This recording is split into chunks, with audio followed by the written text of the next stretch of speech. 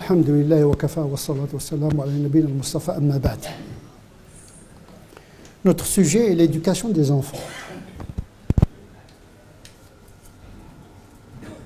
Lesquels enfants, s'ils ne sont pas la finalité du mariage, ils en sont les conséquences. Dans la plupart des cas. Et l'éducation des enfants ne commence pas avec les enfants. Elle commence bien avant la conception des enfants. Elle commence même avant le mariage.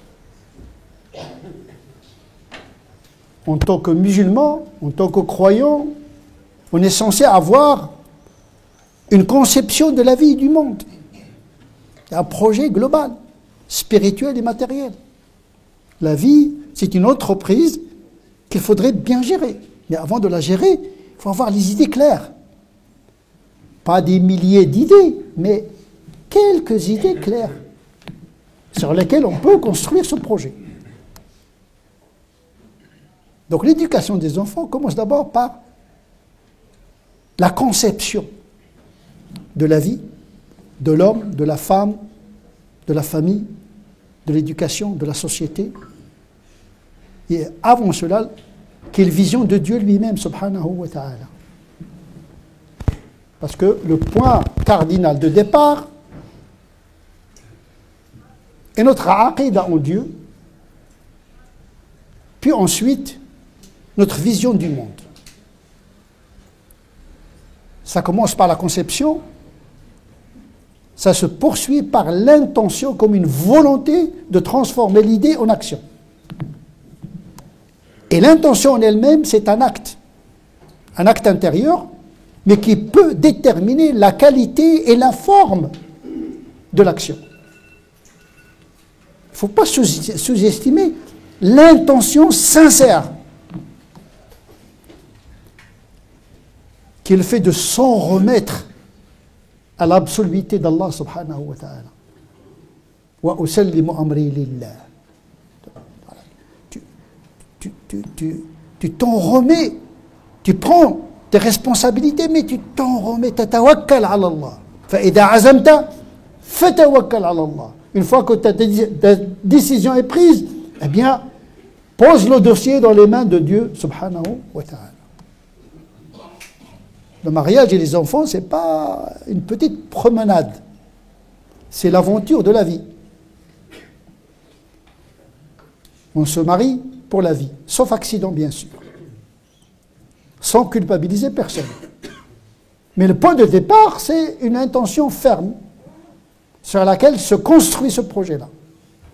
Avec un effet spirituel sur l'entreprise du mariage et de l'éducation des enfants.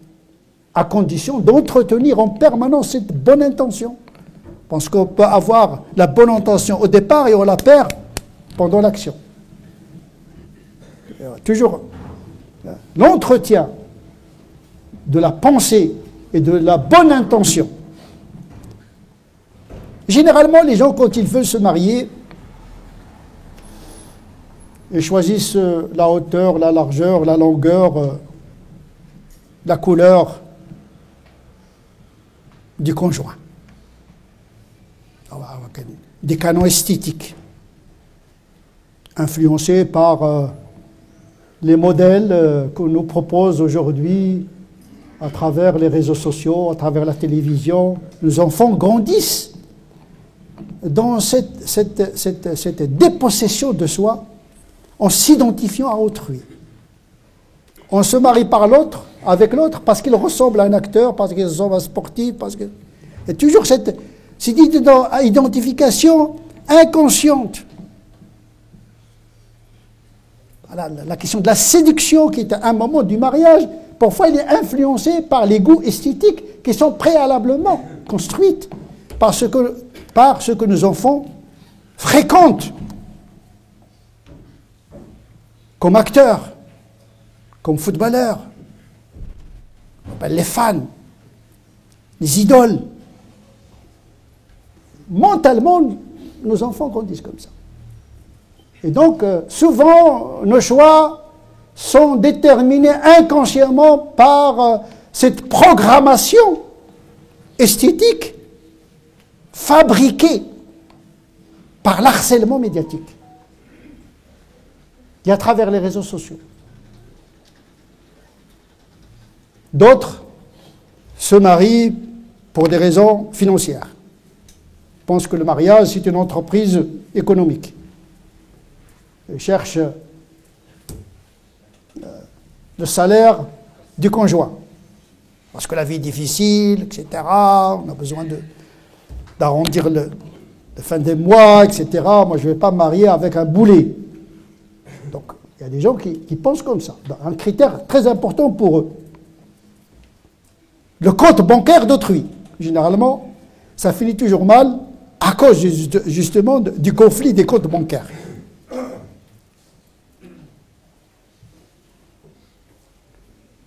D'autres se marient pour la célébrité ou pour une raison de statut social, pour des raisons symboliques, etc. D'autres, cependant, se marient pour un critère purement religieux. Ils regardent uniquement la pratique individuelle d'autrui. Il se peut que la personne cherche des qualités, toutes ces qualités en même temps.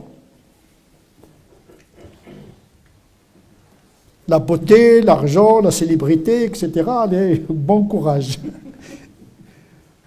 Il faut attendre le paradis et encore. Non, les gens souffrent pour rien.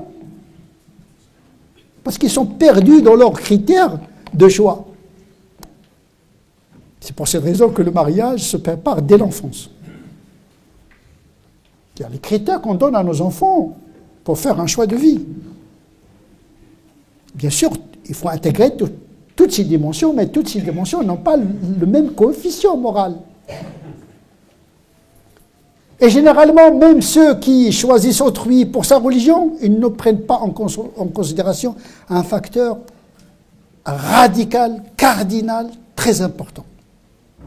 Celui de la capacité de l'autre à s'occuper des enfants et ses aptitudes pour éduquer ses enfants.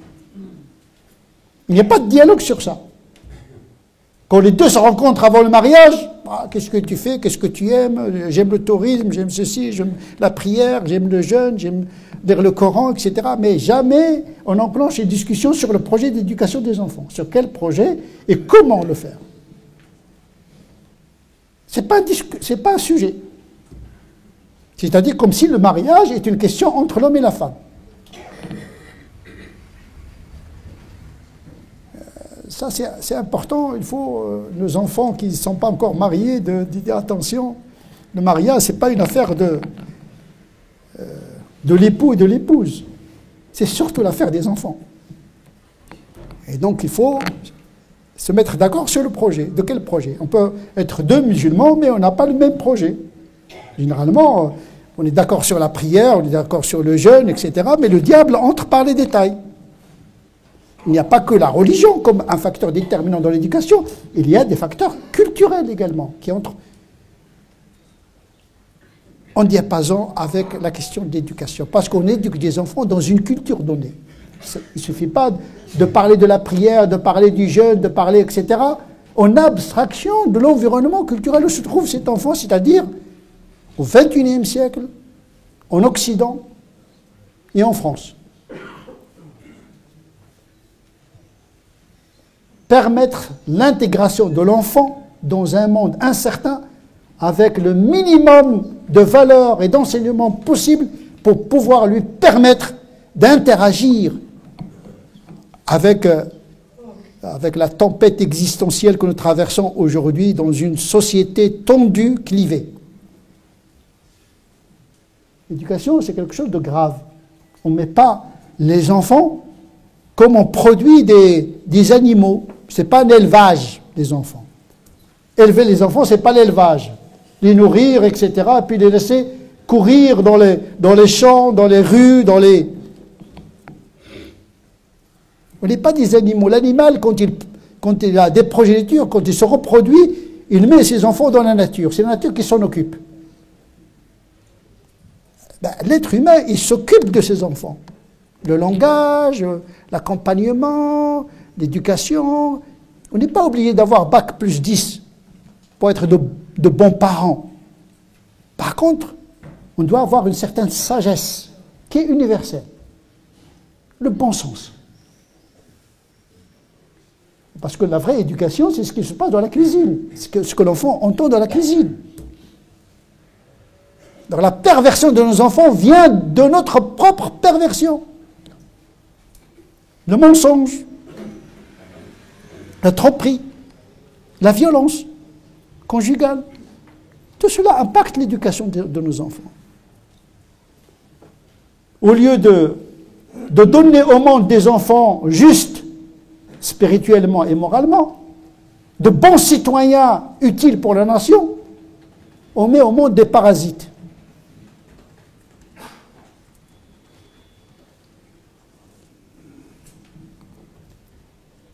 Deuxième point essentiel, c'est, contrairement à ce que pensent beaucoup d'hommes, parce que le problème, d'abord, vient des hommes. Parce qu'il y a des hommes qui sèment les enfants partout. Se marient, divorcent, des enfants à Toulouse, des enfants au Maroc, des enfants en Algérie, etc. Il met des enfants partout. J'exagère un petit peu pour forcer le trait. Et en mettant des enfants dans le monde, puisqu'il a divorcé, etc., donc je n'ai plus de responsabilité. Parce que c'est la femme qui trime par la suite. Il doit s'occuper du côté matériel et il n'a pas le temps d'éduquer moralement les enfants. Parce que dans notre culture, on pense que l'éducation incombe à la mère. Non. La femme, bien sûr, elle a une fonction biologique de mettre au monde des enfants, mais il n'a pas une obligation canonique d'élever seul ses enfants. L'éducation, c'est l'affaire de papa et de maman. Et même en cas de divorce, il faut s'occuper de ses enfants. Il y a un enfant qui n'a pas de père, qui n'a pas d'autorité, eh bien c'est un enfant angoissé. Il peut sombrer dans la violence, dans la délinquance. C'est ce que nous voyons aujourd'hui dans les rues. Les enfants, 12 ans, 13 ans, en train d'errer dans la ville à minuit. Vers minuit, que font ces enfants-là? Où sont les parents? Où il est le père? Est-ce qu'il y a encore des hommes? Ça s'appelle une lâcheté. Ça s'appelle une lâcheté.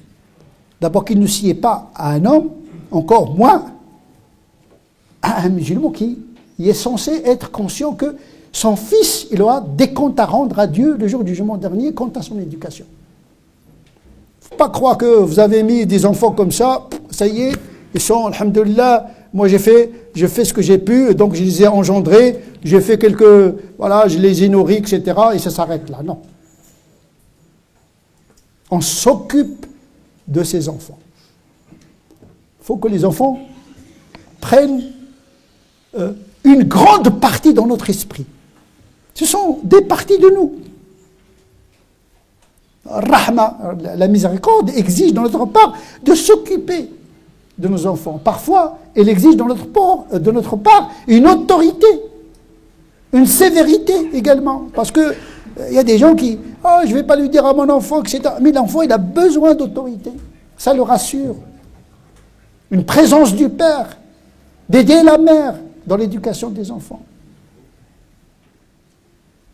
Aujourd'hui, nos enfants catalysent le racisme dans la société à cause de leur comportement de délinquance. Nous sommes devenus une communauté qui produit de la délinquance. C'est un fait. Le vol, la drogue, l'impolitesse, il n'y a pas de respect, ni pour les vieux, ni pour l'autorité, ni pour la société. On dirait des sauvages. Et quelle est notre part de responsabilité? Il ne s'agit même pas d'appliquer l'islam savant, il s'agit d'appliquer l'autorité pure et simple, de ne pas laisser l'enfant se dégrader, de souffrir. par l'éducation et par les prières. Prier pour nos enfants, parce qu'il faut impliquer Dieu dans ce projet également. Il ne s'agit pas d'éduquer rationnellement les enfants, il faut introduire, injecter une charge spirituelle à travers la prière. Il y a beaucoup de passages dans le Coran qui nous enseignent des prières à l'égard, au bénéfice de notre famille et de nos enfants. Il faut semer l'éducation par le rationnel et il faut l'irriguer par l'eau de la prière. Et entretenir cet arbre pour grandir afin de ne pas flétrir. Toujours l'entretenir. Même si vous avez des enfants qui ont 30 ans, 40 ans, ils restent vos enfants. Vous avez peut-être des parents, vous serez des grands-parents, mais vous devez assumer tout ça, dans la mesure du possible. Donc pour éviter, franchement, d'être à côté de notre religion, pour éviter la production de la délinquance à travers de nos enfants qui sont mal éduqués, il faut prendre cette question de manière très très grave. Ne laissons pas nos enfants à eux-mêmes. Et les hommes, à cet égard-là, ils ont la part la plus importante. Qawwamoun, qu'est-ce que ça veut dire? Qawwam, je suis l'homme. Quand il s'agit quand ça t'arrange, tu es l'homme. Quand ça ne t'arrange pas, sauf qu'il peut. Non, il faut assumer ta part de responsabilité. Si tu penses que tu es vraiment un homme, sois un homme jusqu'au bout. Ça ne veut pas dire que les femmes n'ont pas leur part de responsabilité. Parce que le comportement également impacte nos enfants. On ne peut pas être juste avec des parents injustes. Sauf exception. Et bien sûr, toujours des gens qui sortent du lot, ils ont des parents qui consomment des alcooliques, des violents, ça arrive. Et ça arrive que des enfants vraiment réussissent dans leur vie spirituelle et morale. Et également le contraire. Il y a des parents qui n'ont pas ménagé leurs forces quant à l'éducation, mais il se peut qu'un enfant dérape même s'il a reçu une bonne éducation. Cependant, la bonne éducation laissera des traces dans l'enfant concerné au moment où il en aura besoin et il va renouer avec cette bonne éducation peut-être après 20 ans, 30 ans. L'essentiel, c'est de remplir le récipient anthropologique humain de nos enfants par des valeurs. La répétition, répéter les valeurs, répéter les valeurs, répéter les valeurs.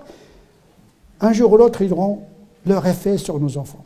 نسأل الله عز وجل أن يجعلنا من الذين يستمعون القول فيتبعون أحسنه أولئك الذين هداهم الله وأولئك هم أولو الألباب اللهم اهدنا فيمن هديت وعافنا فيمن عافيت وتولنا فيمن توليت وبارك لنا فيما أعطيت وقنا واصرف عنا شر ما قضيت اللهم صل على محمد وعلى آل محمد كما صليت على إبراهيم وعلى آل إبراهيم وبارك على محمد وعلى آل محمد كما باركت على إبراهيم وعلى آل إبراهيم في العالمين إنك حميد مجيد سبحان ربك رب العزة عما يصفون وسلام على المرسلين والحمد لله رب العالمين.